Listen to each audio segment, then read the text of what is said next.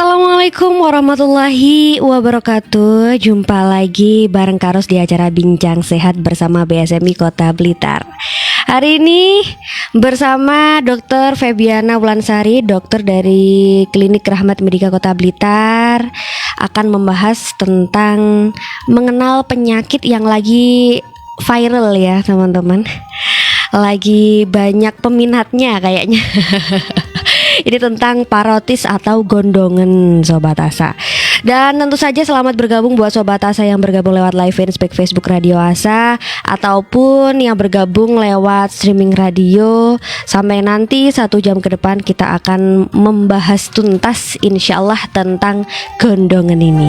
Sobat Asa yang mungkin nanti ada pertanyaan boleh banget ya, tinggalkan komennya di live-nya kita di live Facebook Radio Asa FM, ataupun SMS ataupun WA chatnya di nomor 085 7079 41029. Menemani sore panjenengan semuanya, kita persembahkan Bincang Sehat bersama BSMI Kota Blitar. Acara hari ini disupport penuh oleh BSMI Kota Blitar, Klinik Rahmat Medika, Klinik Mardis Medika, Klinik Mitra Medika, BSMI Mart, IKADI, LMI, Kota Amal Indonesia, BNC, juga Odoj Blitar Raya. Sebelum kita bahas tuntas tentang gondongan atau parotitis, ini kita kenalan dulu sama dokter kesayangan kita. Assalamualaikum. Waalaikumsalam. Alhamdulillah bisa bergabung di sini ada Dr. Febiana Wulansari. Ini bau-bau jaga malam ya bosku. Kayak ngantuk gitu ya. Enggak, seger banget nih. Seger. Bau sabun banget ini. Alhamdulillah. Sampingnya udah mandi. Iya, sampingnya bau kecut banget ini ya. Mohon dimaklumi. Menemani sore panjenengan semuanya, hari ini Dr. Febi mau bahas tentang gondongan atau parotitis ya Kak Ros. Iya. Mempersingkat waktu karena sudah di menit 32. Monggo Dr. Febi, waktunya silahkan diambil. Duh, tiba-tiba udah jam 3:30 aja. Aduh, apa nih? Kan ini baru viral ya Kak Ros. Iya. Akhir-akhir ini tuh sering banget anak-anak tuh tiba-tiba periksa ke klinik. Terus katanya orang tuanya, kok ini bengkak ya depannya telinga. Maksudnya depan agak bawah dikit, ujung bawah sini kok bengkak dong gitu. Kadang tuh datangnya bengkaknya cuma satu, kadang dua-duanya sampai bener-bener pipinya itu kayak sampai bengkak, jadi kayak hampir mirip gusinya bengkak juga. Terus ada ya yang dua-duanya berarti ya? Iya, terus sampai kayak nggak bisa makan dok, gitu. Kadang rewel, maunya minum dok. Nah itu kenapa dok? Jadi entah kenapa akhir-akhir ini dan seiring dengan perubahan musim ya, kan alhamdulillah udah mulai hujan lagi dan lumayan deres nih. Tiap sore gitu. Parotitis. Jadi parotitis itu semacam infeksi di saluran kelenjar, terutama di kelenjar parotis, karena yang kita tahu sendiri kelenjar ludah itu kan nggak cuma satu, nggak cuma kelenjar parotis ini, tapi juga ada di bawah rahang, terus di depan rahang sini, depan rahang bawah ini. Jadi kalau misalkan bengkak, pastikan yang terganggu itu makan dan minum kita gitu. Ini sebenarnya kelenjar parotis ini kelenjar yang menghasilkan apa sih dokter? Air ludah ya. Oh, air ludah ya. Air liur. Jadi yang membantu kita untuk mencerna gula-gula di makanan. Awalnya kan pasti dari kelenjar ludah ini. Jadi dia memecah komponen gula dari makanan untuk yang pertama kali. Nanti selanjutnya setelah dicernakan masuk ke perut, ke lambung, nanti dibantu di situ juga. Jadi saringan pertamanya. Biasanya kalau untuk parotitis ini infeksi dari virus ya Kak Ros. Namanya paramyxovirus. Agak unik ya namanya ya. Unik sekali, paramyxovirus. Jadi dia itu efek dari parotitis ini nggak cuma di kelenjar ludah, tapi ada yang mengatakan bahwa bisa sampai ke buah zakar, terus di kandung di ovarium atau namanya kandung telur, indung telur itu, terus ke jantung juga bisa, ke kelenjar tiroid yang kelenjar depan sini juga bisa, terus ada yang juga sampai infeksinya ke otak. Nah biasanya kalau ke otak terus ke organ lain selain kelenjar ludah itu artinya sudah komplikasi. Oke, apakah itu juga menyebabkan pembengkakan di kelenjar-kelenjar? Bisa jadi. Oh, bisa jadi. Tapi mungkin tergantung fungsi tiap organnya sendiri yang terkena. Mungkin kayak jantung nanti tiba-tiba dia ada keluhan berdebar juga gitu. Terus ada bengkak-bengkak di badan. Kalau di otak kayak penurunan kesadaran, ngantuk terus kayak gitu. Wah, seperti yang kita tahu sebenarnya gondongan ini kan kita taunya sebagai awam, sebagai manusia biasa, non medis, non nakes, biasanya kok anak-anak. Apakah hanya menyerang anak-anak ataukah segala usia, dokter? Umurnya tuh sebenarnya sampai usia 15 tahun rata-rata gitu ya. Rata-rata sampai usia remaja tanggung lah kan. Tapi kejadian paling sering tuh usia 5 sampai 9 tahun. Oke. Gitu. Berarti tidak ada dewasa ya? Kalau dewasa jarang banget. Oh, tapi ada. Ada, tapi mungkin justru malah bukan ke parotisnya. Kadang dia menyerang kelenjar yang tadi disebutin. Tiroid ya, gitu tadi ya. Gitu. Sebenarnya tiroid sama parotis ini bedanya apa sih, dokter? Atau tempatnya hampir dekatan atau bagaimana? Kalau yang tiroid kan di leher ya, di depan sini. Kalau misalkan ada penyakit gondokan, nah kadang jumbuhnya beda ya. Ternyata beda. Dulu pas aku sebelum masuk ke dokteran tak kirain sama kan. Gondokan sama gondongan. Nah, ternyata beda dong itu. Apa tuh bedanya? Kalau gondokan itu penyakit karena satu mungkin fungsinya dia karena menghasilkan hormon tiroid untuk metabolisme tubuh dia kurang, akhirnya responnya kan harus memproduksi banyak nih. Akhirnya dia jadi membesar karena harus produksi banyak, pabriknya harus digedein dulu gitu. Atau mungkin yang kemungkinan kedua, tahu kanker kan, nah itu bisa menyerang di segala macam organ tubuh, jadi dia fungsinya itu tetap tapi jadi gede ukurannya. Oke. Untuk awam membedakan gondokan dan gondongan ini gimana, dokter? Apakah segi penularannya berbeda atau seperti apa? Kalau untuk gondokan itu umumnya mayoritas pada perempuan ya. Gondokan. Gondokan karena gondokan sendiri juga selain hormon tiroid dia juga dipengaruhi hormon lain seperti hormon estrogen, progesteron. Nah biasanya kalau wanita kan kita mengalami siklusnya perubahannya itu banyak banget ya. Satu pubertas, dua kehamilan, yang ketiga setelah persalinan, menyusui. Nah itu karena ada hormon storm jadinya fungsinya itu akan berubah. Nah biasanya mayoritas di perempuan. Kalau gondokan ya. Kalau yang gondongan lokasinya paling umum itu ya cuma di parotis tok. Gitu.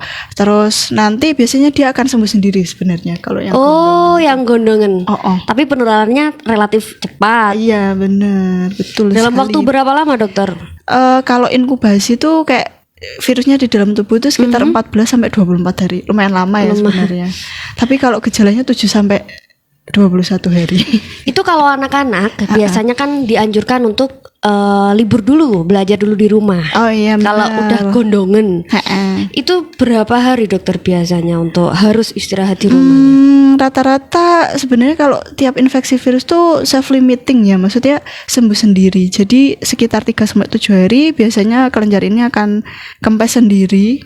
Bahkan tanpa diobati. Cuma selama menunggu itu kan pasti gejalanya nggak panas, terus lemas banget, atau mungkin makan minumnya juga terganggu, terus bengkak, pasti kan nggak enak. Akhirnya ya itu sesuai gejala aja diobatinya. Sesuai gejala berarti sekitar 3 sampai 7 hari untuk istirahat dan berobat sesuai dengan keluhan. Ini disebarkan oleh virus ya, paham ya Sobat Asa di rumah. Ini gimana nih, dokter, cara penularannya virus biar kita ini yang punya adik-adik, anak-anak yang di usia rentang apa tadi ya, rawan terkena gondongan ini bisa mencegah begitu. Caranya karena dia mungkin kembali ke penularannya itu secara airborne atau lewat saliva. kan soalnya Apa itu, dokter? kelenjar air ludah ya. Airborne itu dari udara tapi bentuknya kayak droplet gitu. Tapi karena kecil-kecil sekali jadi hampir menyerupai udara yang tersembur waktu kita hajing mungkin, waktu kita batuk mungkin. Nah, dilalanya kadang tuh banyak yang barengan sama batuk dan pilek. Oh iya. Ada panas juga. Pada saat fase-fase panas ini kita menyebutnya kan viremia sindrom ya. Jadi pas naik-naiknya sistem imun buat melawan virusnya, nah penularannya itu juga semakin tinggi karena ada panasnya itu tadi. Berarti lewat udara ya, dokter. Betul. Ya. Kalaupun misalkan memakai masker atau pas imunnya tinggi, berarti kemungkinan terkenanya lebih sedikit atau sebenarnya sama aja? Tapi dikit sih. Oh iya, berarti Asal ada nggak mepet-mepet banget. Oh gitu. Kalau mepet banget ya tetap beresiko ya berarti. Apalagi ya. sampai gantian sendok ya. Oh gitu. Anak-anak kan biasanya kalau sekolah itu aku nyoba dong bekalnya. Nah, taunya temennya kena parotitis. Nah, ya udah bisa-bisa kena satu kelas gara-gara habit itu. Soalnya rata-rata kan anak sekolahan sekarang kenanya barengan ya. Iya. Iya, temanku kena ngono. Iya bunda, temanku yang itu kena. Terus itu kena lagi dia, kena lagi yang lain. Ini masih di pencegahan. Apakah bisa misalkan ada vaksin atau apa gitu, dokter? Vaksin ada. Oh ada. Vaksinnya itu namanya MMR. Measles, mumps, dan rubella. Pasti kalau ibu-ibu yang aktif posyandu nganterin putra dan putrinya di 2 tahun pertama kan sudah ada program dari IDAI ya Kak Ros. Jadi dari Dinkes anak-anak wajib vaksin, terutama setiap di usia tertentu. Ada justru buku KMS kayak anak-anak gitu. Iya. Buku pink, di situ ada tanggalannya. Oh, besok bulan depan. Nah, untuk vaksin MMR ini efektif itu diberikan di usia kurang dari 15 bulan. Oke.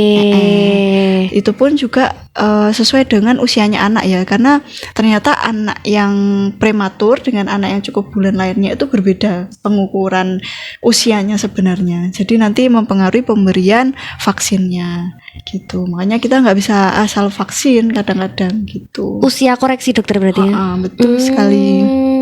Berarti termasuk di vaksin wajib ya? Oh, betul iya, sekali. Iya, Jangan sampai skip ya. Tapi sayangnya ya memang kembali lagi ada yang mungkin memang memandang vaksin itu berbeda ya. Jadi mereka punya kepercayaan tertentu, memang nggak usah vaksin gitu. Cuman sebenarnya kalau dilihat dari manfaatnya dan bahan pembuatnya itu sebenarnya sudah aman gitu, sudah pasti dipastikan aman gitu. Beda dengan yang vaksin baru-baru mungkin masih diuji lagi. Berarti sudah tertakar ukurannya. Betul. Begitu. Sebenarnya apa sih? Tadi kan udah di spill ya tentang gejala gondongan kayak biasanya disertai batuk panas ya. Ini sebenarnya gejala gondongan ini apa saja, dokter, yang membedakan dengan sakit misalnya gondokan atau yang lain? Bedanya kalau gondongan itu ke kelenjar air ludah, di parotitis. Terus yang kedua karena dia dari infeksi virus, rata-rata gejalanya itu lemas, terus nggak nafsu makan, sakit di persendian seluruh tubuh, terus kemungkinan juga ada demamnya, mungkin juga ada batuk dan pilek, terus dia akan menyembuh sendiri atau self limiting 3-7 hari. Kalau kita bedain sama komplikasinya gondokan, itu mungkin untuk benar-benar memastikan ini tuh komplikasi dari parotitis atau enggak, itu dari riwayatnya pasti. Terus dibandingkan dengan masa inkubasinya virus tadi, terus habis itu yang paling fix itu pasti dengan mengambil sampel darah untuk melihat apakah benar ini dari virus itu gitu. Dan itu sebenarnya lumayan jarang dikerjain ya, karena agak jelimet juga. Agak jelimet dan bakal sembuh sendiri juga kok. Iya, betul sekali. Terus kapan nih, dokter? Kan kita tahu ya dengan ulasan-ulasan yang sudah kita bahas tadi bakal sembuh sendiri. Tapi kapan sih harus ke dokter gitu pasien-pasien yang gondongan ini? Kapan ya? Tentu kalau prinsip satu hal ketika berobat itu, satu, aktivitasnya udah mulai berkurang karena suatu penyakit. Nah itu pasti langsung kayak warning sign, aduh ini harus diobatin, kalau enggak abis ini pasti tambah parah. Nah itu biasanya itu kesadaran diri sendiri ya, terutama kalau anak-anak kan rata-rata cirinya itu dia ngempet dulu. Iya, nggak bilang ya dokter ya. Takut nanti dimarahin, takut nah ayo kamu habis mam es ya, ayo kamu ketularan ya, kamu mepet-mepet temanmu gitu. Terus yang kedua apa ya, mungkin memang dia punya kondisi sakit tertentu selain gondongan. Misal dia punya riwayat sakit jantung pada anak-anak, itu kan imunnya jauh lebih berbeda ya, pasti akan lebih rentan. Terus dia punya riwayat alergi tertentu, kalau misalkan dia nanti kecolok sesuatu dia akan tambah sakit. Atau mungkin untuk anak-anak yang gizinya kurang, karena kalau gizi kurang itu di tahun-tahun pertama itu biasanya rentan banget infeksi, apalagi infeksi saluran pernafasan ya. Selain dari mungkin tadi kan sudah kita bahas tentang tes darah ya dokter ya, untuk mendeteksi infeksi virus yang sudah terjadi. Selain dari cek darah, apa biasanya yang dilakukan dokter ketika memeriksa gondongan ini? Memastiin sebesar apa ya. Kadang itu ada yang penyakitnya mirip gondongan soalnya, jadi namanya itu unik. Ini Kawasaki, penyakit Kawasaki. Oh, pernah dengar dokter? Iya, ini termasuk penyakit langka karena di kita kan soalnya negara tropis ya sebenarnya ya, jadi kekebalan tubuh terhadap bakteri, terhadap infeksi itu pasti tinggi sekali. Istilahnya meskipun sudah endemik, epidemik, kalau kita nggak benar-benar ngewardrob sekali, biasanya infeksi itu akan jadi kayak semacam karier gitu. Pembawa. Coba pembawa tok menularkan tapi tidak sakit. Terus yang Kawasaki ini tuh bedanya adalah dari semua gejala yang sudah disebutin tadi, satu hal, lidahnya itu merah. Kalau yang Kawasaki ini ya. Kalau yang gondongan itu ya udah lidahnya pink biasa, bukan yang merah kayak stroberi. Kayak lidahnya yang bintil-bintilnya itu putihnya kelihatan banget, tuh enggak biasa tok gitu. Tapi kalau yang Kawasaki itu biasanya dia merah, terus totol-totolnya itu kelihatan pucat banget. Gitu. Nah, itu tanda khasnya di situ. Lalu ada satu lagi dokter mungkin, flu Singapura itu. Kalau yang flu Singapura itu biasanya dia ada tanda lain kayak gatal di badan ya. Di badan. Beda lagi ya. Nah itulah makanya ketika ragu-ragu, daripada pakai pewarna mending langsung diperiksakan aja ke dokter untuk mengetahui apakah ini benar gondongan kah, Kawasaki kah, atau flu Singapura atau yang lain-lainnya. Karena menebak-nebak ataupun browsing itu malah bikin pucing banget. Nah, kalau Karo sendiri pernah kira-kira inget gak dulu waktu kecil sempat kena gitu? Alhamdulillah lolos ya. Alhamdulillah lolos. Tapi sempet sih ini sekaligus membahas mitos ya dokter ya. Saya juga nggak tahu. Ini pakai kalung pace, terus pipinya dipakein warna biru-biru kayak gitu. Kalau teman-temannya Karos waktu SD dulu ya, biasanya kan anak SD nih yang kena ya dokter ya. Betul. Ini gimana dokter? Waduh, itu kayaknya kekuatan dari dalam. Kayak katanya SpongeBob ya. Itu berarti udah beda lagi tuh. Karena kalau secara medis kita kan ngobatin dari gejalanya, terus sesuatu yang sudah muncul dan kita percepat untuk penyembuhannya, kita pakai obat. Nah, tapi kalau pakai jimat justru aku baru tahu sekarang. Ya. Tidak ada ya kasus selama ini ya. Tidak ada. Apa mereka mungkin orang tuanya juga nggak mau nyeritain itu ya, takut kalau misalnya dimarahin nanti ya. Tapi apakah bisa dikompres? Kan biasanya bengkak itu ya rasanya gimana ya dokter ya? Misalkan dikompres gitu bisa nggak sih di rumah? Boleh ya. Boleh pakai apa? Pakai air es. Kalau es krim boleh nggak dokter dimakan? Tidak membantu ya? Mungkin dikompres dari luar ya. Dan ini kan seperti yang kita tahu, parotitis ini kan di peradangan di kelenjar ludah. Itu berarti air ludahnya tambah banyak atau malah mampet ya dokter? Biasanya mampet. Malah mampet ya? Iya. Betapa seretnya itu ya kalau makan ya Sobat Asa. Biasanya tuh anak-anak langsung gini, sakit tenggorokan. Ya iya. Nggak ada pelumasnya ya. Kalau dokter sendiri pernah? Kayaknya nggak pernah juga. Iya, berarti Alhamdulillah. vaksinnya bekerja Berhasil. dengan baik gitu ya. Lolos seleksi alam ini. Alhamdulillah. Tapi memang waktu geradakan gitu memang Iya. ini. Oh, biasanya musim-musiman juga dokter ya? Iya, musiman. Biasanya kalau kayak pancaroba gitu. Sebenarnya kita itu takutnya kayak dia tumpang tindih ya. Kadang itu ada virus tertentu yang misalnya DHF ya.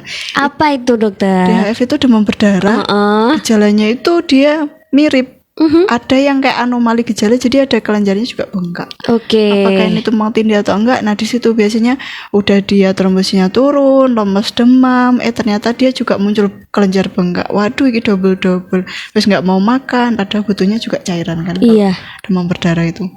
Berarti memang harus diperiksakan gitu ya dokter ya. Meskipun bisa sembuh sendiri nih gondongan. Iya, Tapi kan benar. kita harus memastikan ini gondongan betul dengan komplikasi kah atau benar. bukan gondongan begitu. Betul. Oke, ini sebenarnya kalau penyakit-penyakit kayak gini Karos jadi inget ini cangkrangan juga dokter iya. ya. Biasanya gandengannya ini ya. Gandengan. Kalau cangkrangan saya iya. tidak selamat dokter. Saya kena sekali. Umur berapa itu? Kelas 5, berarti usia 10-11 ya. Dulu masih diisolasi gitu nggak? Jadi nggak boleh sekolah dulu. Ya. Sampai benar-benar Nggak hilang. mungkin sekolah juga dokter. Ininya di pantat, nggak bisa duduk kayaknya waktu itu ya. Loh, cuma pantat toh? Enggak di badan. Di badan tapi di pantat kan ya ada. Oh, Nggak alah, bisa duduk iya. lama juga kayaknya. Dokter selamatkah dari cangkrangan? Alhamdulillah selamat. Selamat, enggak pernah. Katanya ibuku tuh dulu waktu hamil aku sama kakakku, ibuku kena cangkrangan. Oh gitu, itu memang bikin antibodi ya? Iya, tapi katanya memang tetap akan rentan kok kayak gitu. Jadi harus sampai dewasa katanya yang menakutkannya itu. Iya. Katanya ada teman saya yang dewasa baru terkena. Betul. Ada juga yang sudah 2 kali terkena. Tidak ada sih yang selamat. Tidak ada. Tapi Kayaknya ya itu semacam rapot ya. iya. Kadang kayak kita sering share cerita ya. Kamu pernah cancar nggak? Kalau nggak pernah berarti nanti hati-hati kamu Iya. ketularan gitu. Ada juga cerita yang ketika mau menikah baru kena iya. cancer. Ada kan? Itu repot itu nanti. Iya repot banget waktu make up ya. Iya. Tapi itulah perjalanan hidup. Hati-hati loh dokter ya. Kakaknya juga belum kena berarti? Kalau kakakku yang pertama udah Oh, udah. pernah. Oh. Apa ya jangan-jangan pas ibu hamil lagi ya kayaknya. Kena. Tapi memang itu membuat bekas ya, beda sama gondongan. Enggak ada bekas kan ya? Kalau gondong itu nggak ada bekas sih. Enggak ada bekas. Tapi Dan kalau cacar air tuh katanya bintik awalnya tuh bekas pasti. katanya gitu, terbukti. Kak Ras juga. Iya, dan ini kan dokter, ketika lemah jadi herpes itu kan? Oh iya, nah dia saya komplikasi lagi ya. saya itu. Anaknya yang herpes. Ya Allah. Ya begitulah. Tapi it's okay. Aman, maksudnya pas kena herpes atau cacar Pas air imunitas turun banget, herpesnya datang. Tapi kan berarti kan kita bisa ini dengan ngebus imun itu. kayaknya. Oh iya ya. benar. Tapi ya Dulu. panas ya kalau yang herpes tuh. Sakit. Sakit tuh. Mana di pipi dokter? Biasanya kumatnya. Enggak di tempat lain, pasti di area pipi. Oh, tapi nggak sampai menyebar ke mata kan ya? Pipi, terus tengah hidung dan bibir. Tapi kan cuma separuh kan kalau herpes kan. Jangan-jangan pas mau nikah kena? Enggak. Enggak ya, alhamdulillah jangan. Kayaknya udah gede enggak waktu SMA kayaknya terakhir Walah. yang parah banget herpes tuh. Oke. Terima kasih ya Dokter Feby sudah Iya. membagikan ilmu tentang parotitis yang ternyata beda sama gondokan Iya. Kawasaki ataupun flu Singapura Alhamdulillah. yang sekarang banyak menjangkit adik-adik kita, anak-anak kita mungkin yang sebenarnya bisa dicegah Oh dan iya, bisa benar. ditanggulangi. Insya Betul. Allah. Jangan lupa makanan yang bergizi ya. Apa itu dokter? Bergizi apa ini yang harus kita siapkan? Oh iya, membahas tentang makanan bergizi itu kayaknya sekarang trennya udah berubah Kak Ros. Jadi kalau dulu kan kita mengenal 4 sehat 5 sempurna. Kalau yang sekarang itu tepat porsinya, tepat jumlah, tepat usia. Jadi tiap usia ternyata porsinya dan jumlah serta kebutuhan macamnya itu udah beda. Udah nggak 4 sehat 5 sempurna lagi. Isi piringku ya dokter ya. Iya benar, pakai isi piringku. Dan itu beda-beda setiap Tahapan perkembangannya. Oke. Gitu. Kalau susu di orang dewasa kadang ada yang bikin mual nggak sih? Mual apa diare gitu loh kalau nggak salah. Iya. Ada yang perutnya begah, tiba-tiba kembung kentut terus. Laktosa itu ya gara-garanya perutnya. Bener. Katanya seperti itu. Tapi kalau di anak-anak Dia masih bisa. butuh ya Malah malahan butuh ya. banget, oh. Sampai usia 5 tahun. 5 tahun. Kalau di atas itu Di atas itu hanya pendamping tok. Jadi benar-benar porsinya yang diutamakan makanan keluarganya ya. iya. Sayur dan buah. Wah, ini susah banget nih orang tua nih. Kasihan banget sih. Perjuangan karena di tengah-tengah makanan yang serba instan harus mengenalkan sayur dan buah. Betul. Tapi sekarang mulai tren kok dokter. Semoga cepat membudaya ya. Amin, amin. Oke, terima kasih Sobat Tasa, terima kasih Dokter Feby sudah mengikuti acara Bincang Sehat bersama BSMI Kota Blitar hari ini. Kak Ros undur diri dulu. See you, bye-bye. Wassalamualaikum warahmatullahi wabarakatuh.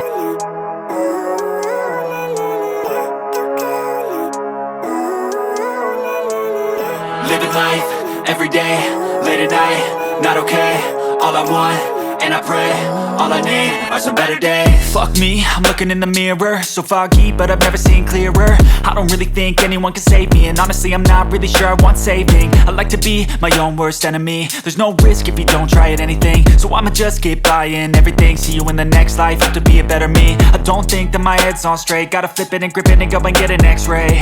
What's wrong with me? I just feel weight pushing on my chest and it squeezes till I suffocate. Better change my mindset, meditate. It's pretty cool that I'm alive and have better days. I could walk, see, hear, I should celebrate. Think I could change my mind, maybe elevate.